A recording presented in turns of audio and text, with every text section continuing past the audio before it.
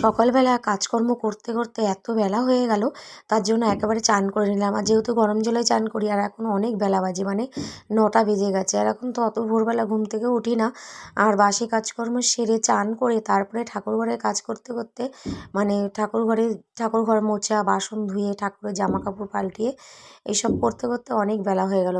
তো পুজোটাও দিয়ে দিলাম। সকালবেলা সকাল পুজো হলে ভালো লাগে, কিন্তু ওই যে অসুস্থ শরীর নিয়ে ঠিকমতো কোনো কাজই এখনও হয়ে ওঠে না।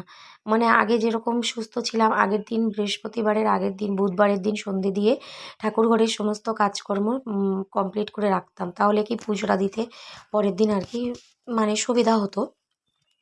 তো চানের আগে যে সমস্ত বাসনগুলো ধুয়ে রেখেছিলাম সেগুলো উপর করে রেখে দিয়েছিলাম। ওগুলো তুলে জায়গায় রেখে দিলাম।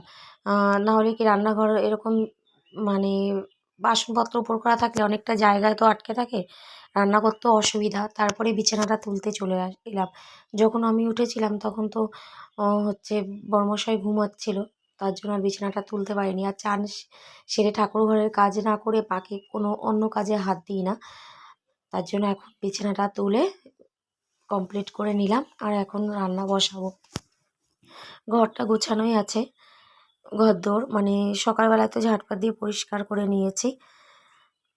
রান্না বলতে এখন সকালবেলা অনেকটা দেরি হয়ে গেছে দেখে, মানে প্রেসারে আলু সিদ্ধ, ডিম সিদ্ধ, ভাত বসিয়ে দিয়েছি।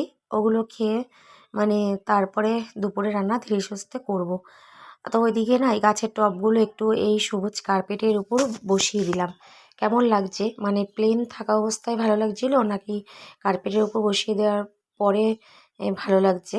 তোমরা কমেন্টে জানিও কিন্তু বন্ধুরা। তো আমার না ঘর সাজাতে খুবই ভালো লাগে, কিন্তু এখন ঠিকমতো কোনো কাজই করতে পারি না।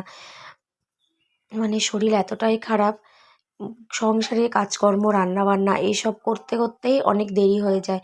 কারণ কি, একটা কাজ করে আরেকটা কাজ করতে পারি না। একটা কাজ করে মনে হয় একটু বিশ্রাম করে তারপর আরেকটা কাজ করতে হলে ভালো হয়। এরকমভাবে বিশ্রাম নিয়ে মানে জিরিয়ে করতে করতে আমার সব কাজই দেরি হয়ে যায়। যাক, অংশকে চান টান করে রেডি করে দিয়েছি। ও প্রাইভেট পড়তে বসেছে, ম্যাডাম এসেছে। আর আমি এদিকে দুপুরে রান্নাটাও করছি। তো শুধু রুই মাছটা করবো, আর লাল শাক ভাজা বসিয়ে দিয়েছি। মানে রসুন ফোড়ন দিয়ে শাকটা করে নিয়েছি আর কি। আর মাছটা করব, অংশের জন্য এক পিস ভাজা মাছও রেখে দেবো।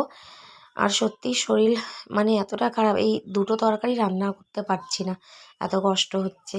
তো এখন তো নতুন করে আবার ডাক্তার দেখিয়ে আসলাম কল্যাণীর থেকে। এখন দেখা যাক কী হয়। তো জার্নি করতেও পারছি না, এত কষ্ট হচ্ছে। আজকে ভিডিওটা এই পর্যন্ত।